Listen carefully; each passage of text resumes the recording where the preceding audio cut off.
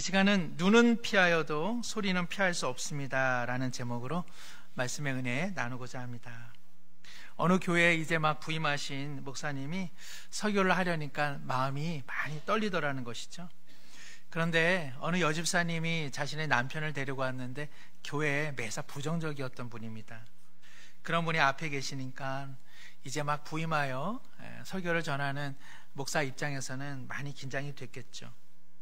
오병이어 떡 5개와 물고기 2마리로 5,000명을 먹이신 주님의 기적을 증거하는데 그만 실수하여서 예수님께서는 떡 5,000개로 사람 5명을 먹이셨습니다. 그러니까는 그 남자분이 야, 그건 나도 한다, 나도 해, 그렇게 비웃더라는 것이죠. 다음 주일이 되었습니다.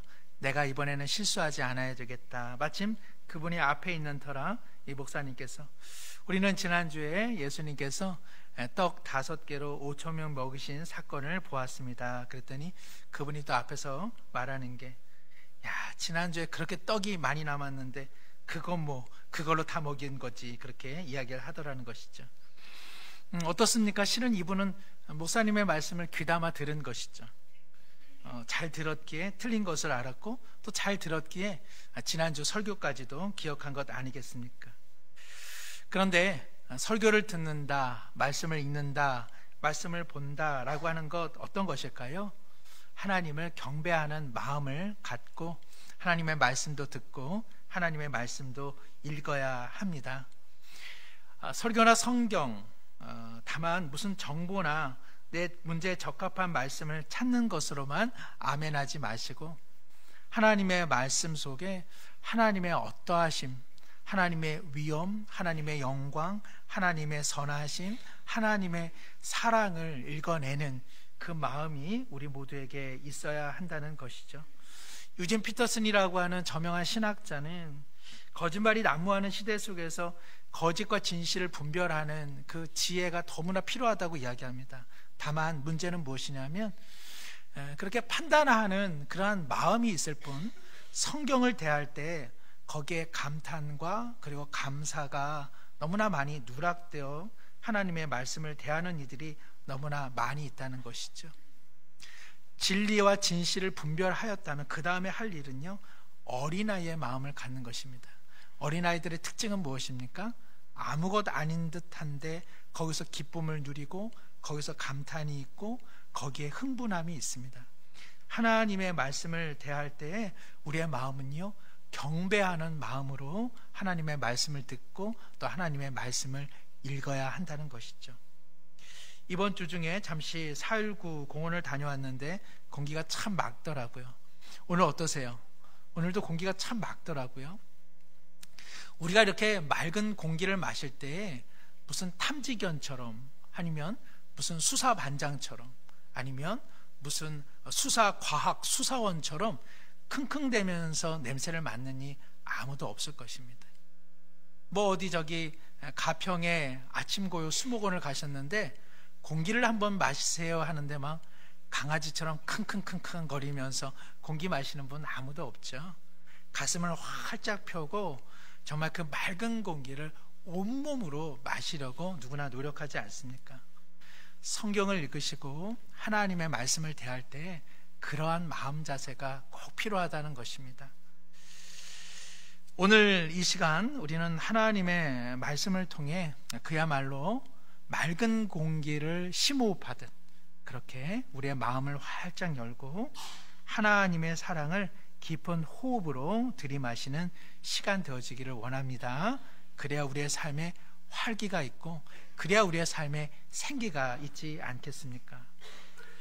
오늘 말씀의 첫 장면은요, 선악을 알게 하는 나무 열매를 이 아담과 하와가 먹게 된 이러한 불행한 시작에 서 있습니다. 사람이요, 뭔가 잘못 들었다, 잘못했다 하는 생각 들면 금방 다른 사람들 눈치를 보게 되죠. 그래서 선악을 알게 하는 나무 열매를 먹은 즉시 이 아담과 하와가 한 이 일이 무엇이냐면 그 무화과 나뭇잎으로 스스로를 이렇게 옷 입혔습니다. 내가 벌거벗은 것이 저 보기에 너무 수치스럽다라는 생각을 하게 되는 것이죠. 우리가 어디 길바닥에서 넘어지면 어떻습니까? 누가 나 봤나? 그쵸? 그래서 사람들이 많은 데서 넘어지면 아프지가 않아요. 그냥 별거 아닌 것처럼 막 무릎에서 피가 철철 나고 막 이래도요, 뭐 별일 아닌 듯 이렇다가 어떠세요? 혼자 있으면 집에 가면 이제 끙끙 부여잡고 이제 아파하기 시작합니다. 우리 문화라고 하는 거, 동양 문화가 그렇죠. 체면이 참 중요하죠. 남 보기에 어떻게 사느냐가 무척 중요한 사회가 우리 한국 사회고 동양 사회이기도 하죠. 우리가 이런 말 많이 듣죠. 우리 가정의 수치다. 남들이 뭐라고 생각하겠냐? 남들 보기에 부끄럽지 않냐?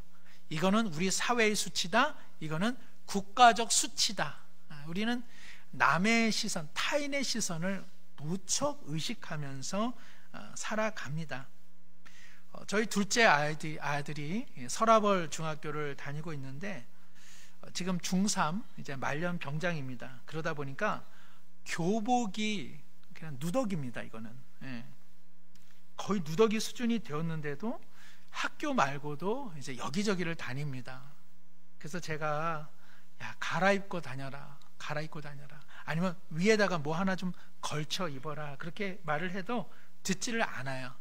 그래서 정말 남루하기 이를 데가 없습니다. 그래서 제가 우리 아이랑 갈 때는 거리를 둡니다.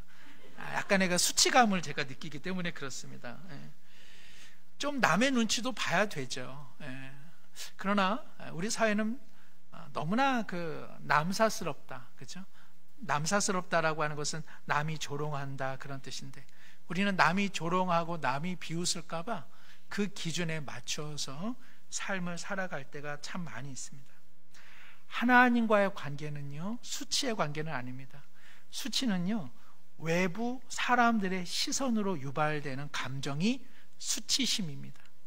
하나님과 우리의 관계는요, 우리 내면의 소리에 대한 이야기입니다.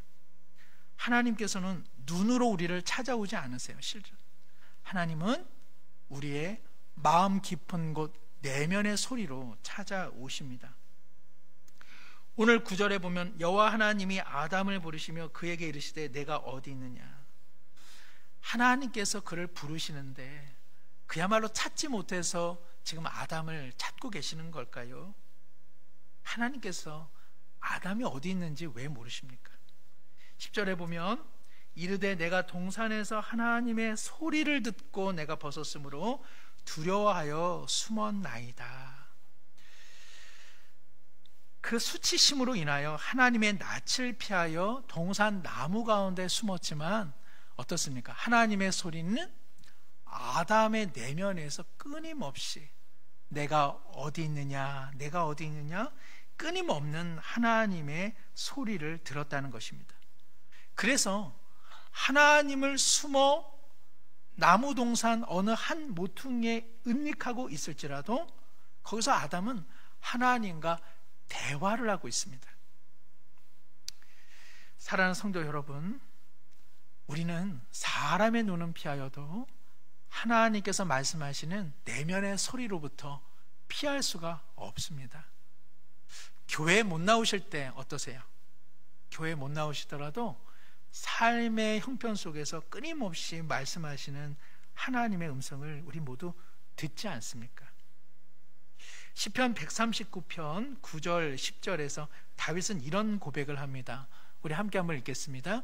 내가 새벽 날개를 치며 바다 끝에 가서 거주할지라도 거기서도 주의 손이 나를 인도하시며 주의 오른손이 나를 붙드시리이다. 아멘. 여기 새벽 날개라고 하는 것은 새벽이 동터오는, 즉 동력을 향하여 내가 날개를 치듯 갈지라도, 바다 끝에 거할지라도 거기에 하나님이 계신다. 다윗은 이렇게 고백합니다. 아마 우리 성도님들 다 경험하시잖아요.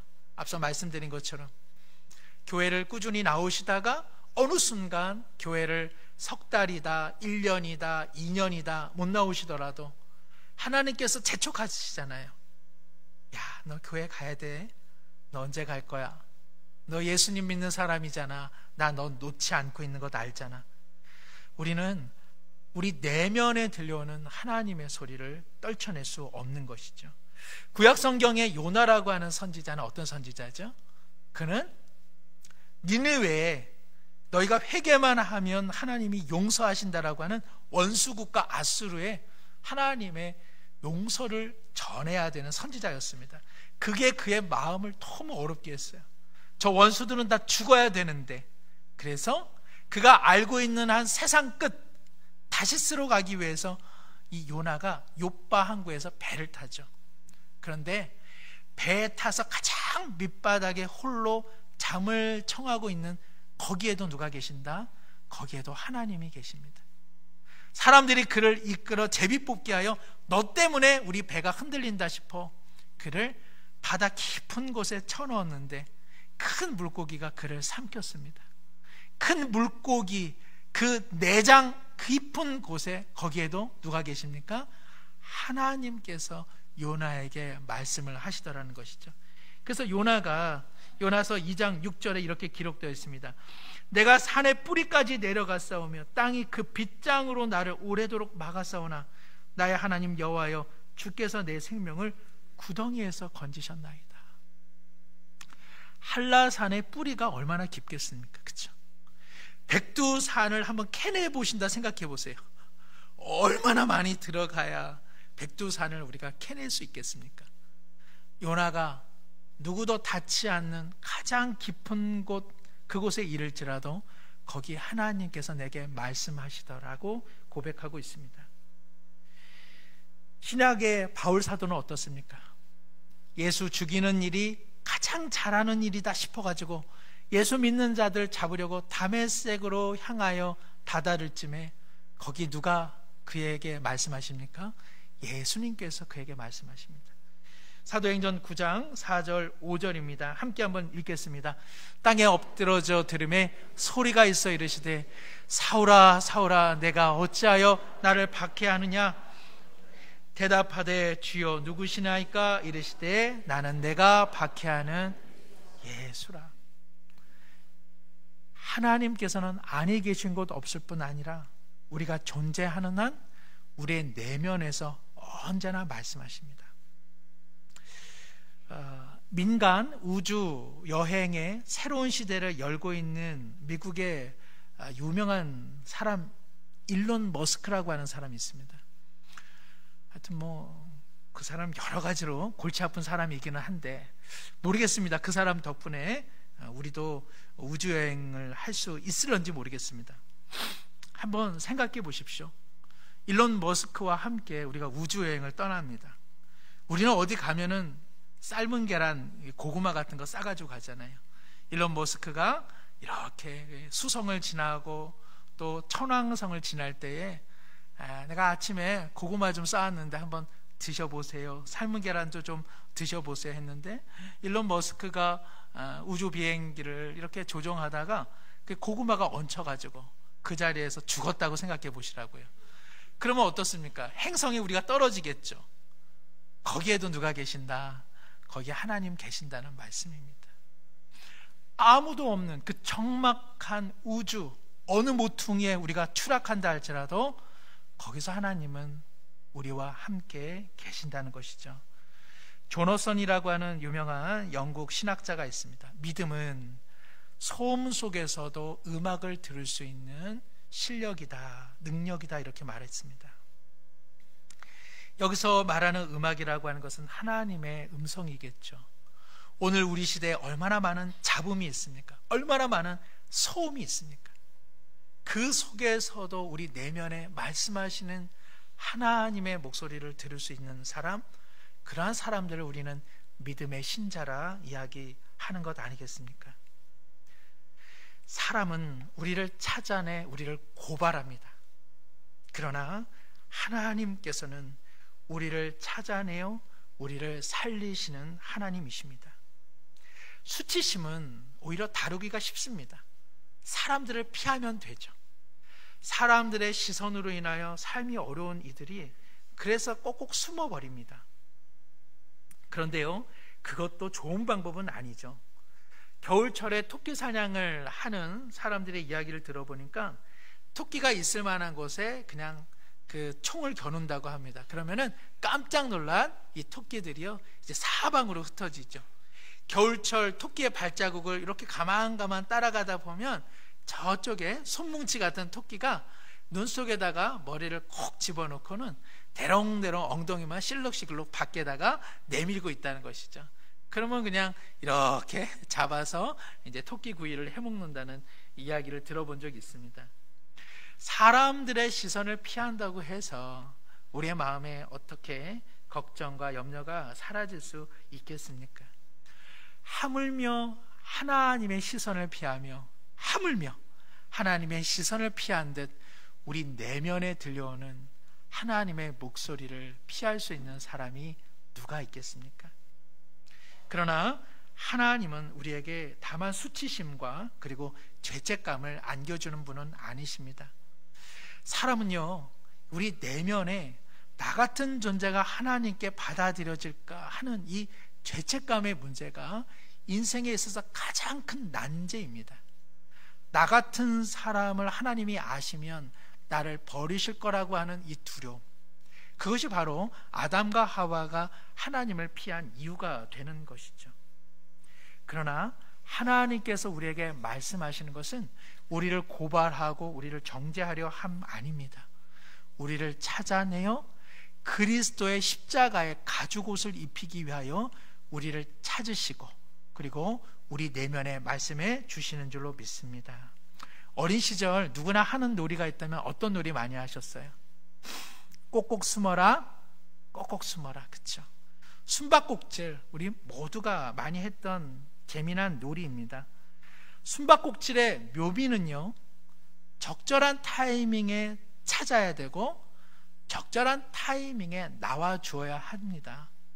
그건 못 찾았다고요 계속 안 나오고 있으면은 이거 세상 재미없고요. 그리고 찾는 일에 있어서 실눈 뜨고 누가 어디에 숨는 거 다 보고 나서 찾으면 그것처럼 재미없는 일도 없습니다. 숨바꼭질은요, 적절한 타이밍에 찾고 또 적절한 타이밍에 발견되어야 하는 것이죠. 그런데 숨바꼭질이 가장 슬플 때가 있습니다. 그것은 언제냐면 술래가 숨은 아이를 찾지 않고 돌아갈 때입니다. 함께 숨었던 아이들도 누가 어디에 숨었는지 관심 두지 않고 이제 우리 집으로 돌아가자 하고 모두 다 사라진 자리, 거기 어느 한편에 꼭꼭 숨어있는 아이는 얼마나 절망스럽습니까? 얼마나 깊은 소외감을 느끼겠습니까?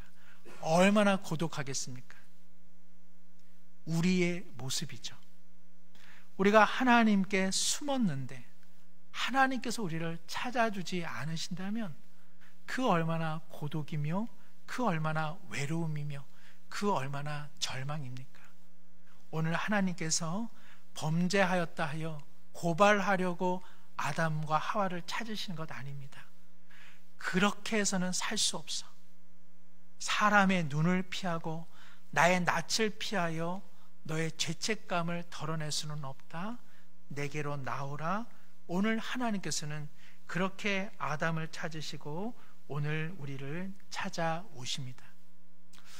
아마 여러분들은 그런 생각을 하실 겁니다.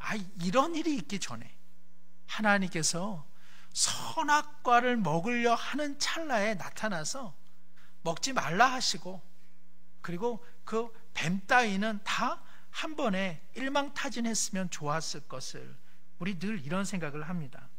거듭해서 말씀드리지만은 아이 대신 학교를 가는 부모가 온당한 태도이겠습니까? 아이가 유치원 가기 싫다고 부모님께서 노란 가방 메고 노란 모자 쓰고 유치원 가시면 되겠습니까? 아이가 친구를 사귀기가 어렵다고 해서 부모가 친구를 대신 사귈 수 있겠습니까? 아이가 받아쓰기를 못한다 하여 그 시험을 대신 보겠으며, 아이가 달려야 할 운동회 달리기 시간에 부모가 달려야 되겠습니까? 부모는요, 아이의 어리석음과 실수까지도 용납하는 것입니다. 그 고통을 아이와 함께 견뎌내는 것, 그것이 바로 부모의 강인함이라고 말씀드릴 수 있는 것이죠. 잘못된 선택을 할 때마다 다 간섭할 수는 없습니다. 그를 통해서 배워야 하고 그 과정 속에서 아이를 더 나은 인생이 되도록 도와주고 격려하고 다시 가르쳐 주는 것, 그것이야말로 부모의 역할이죠. 하나님께서는 능히 그 고통을 감당하고 계시는 것입니다. 아담과 하와가 선택한 이 불행한 결과를 하나님께서는 남모른 것으로 돌리지 않으시고 그들이 경험하는 고통의 숲으로 함께 들어가시는 것이죠. 그리고 그곳에서 아담을 찾아내시는 하나님, 바로 우리의 하나님이십니다. 영어에 패션이라고 하는 말이 있습니다. 무슨 삼성 무슨 패션이 있나요? 옛날에 유명했던 거. 예, 하여튼 있죠. 캠브리지. 예, 캠브리지는 잘 몰라도 그냥 캠브리지 신사복 그러면 좋은 줄 알고 그렇게 생각했던 것 같습니다. 그럴 때 그 패션이 아니라 그 열정이라고 하는 그 영어 단어가 있습니다. 근데 그 열정이라고 하는 영어 단어에 또 다른 뜻이 있어요. 고통, 고난, 순환이라고 하는 뜻을 갖고 있습니다.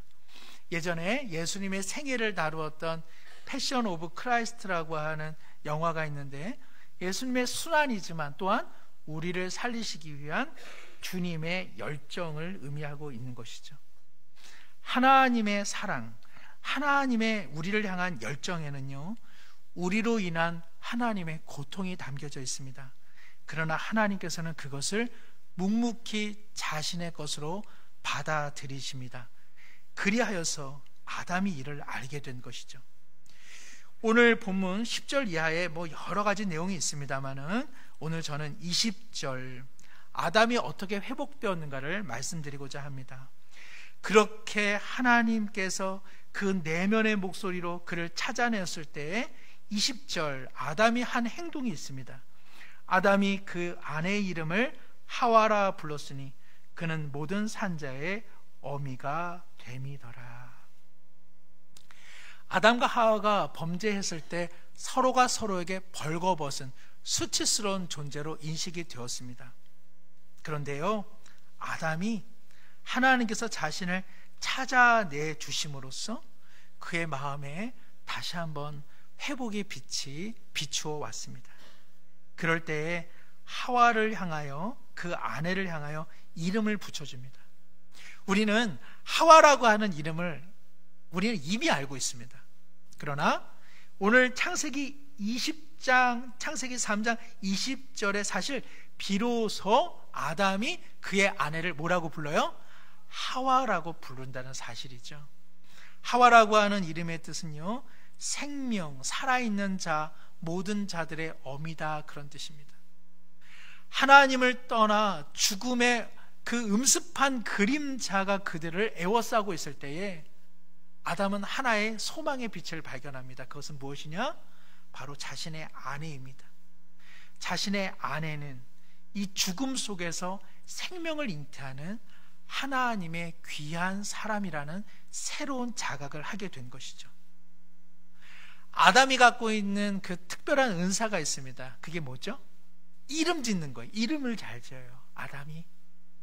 아담이 비로소 하와에게 당신은 이 죽음 속의 재앙 속에서 생명을 만들어내시는 하나님의 귀한 사람인 것을 내가 보게 되었습니다 라는 것으로서 아담이 그의 아내의 이름에 하와라 불러줍니다.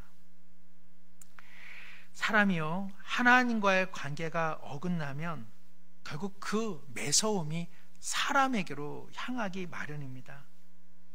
우리가 왜 사랑하면서도 그토록 성도 간에, 때로는 가족 간에, 이웃 간에 불화가 일어나고 상처를 주는 까닭이 무엇입니까? 하나님께 등져 있기 때문에 그렇습니다. 참 사람이 무섭습니다.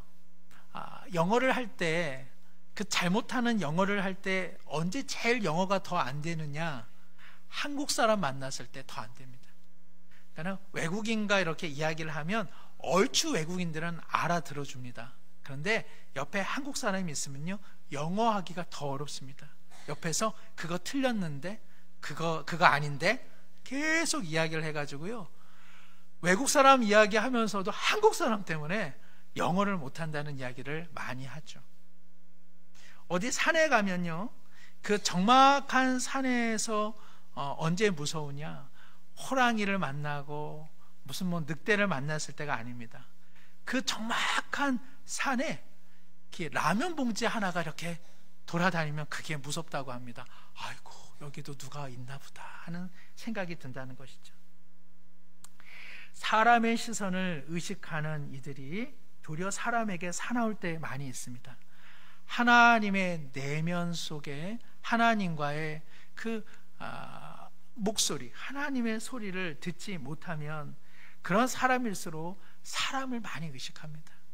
사람을 많이 의식하기 때문에 도리어 사람에게 사나운 경우가 많이 있습니다. 우리 자신의 언어를 한번 생각해 보십시오. 왜 나는 말이 거칠까? 왜 나는 다른 사람의 흉을 볼까? 나는 왜 다른 이를 향하여 까닭없는 분노를 나타낼까?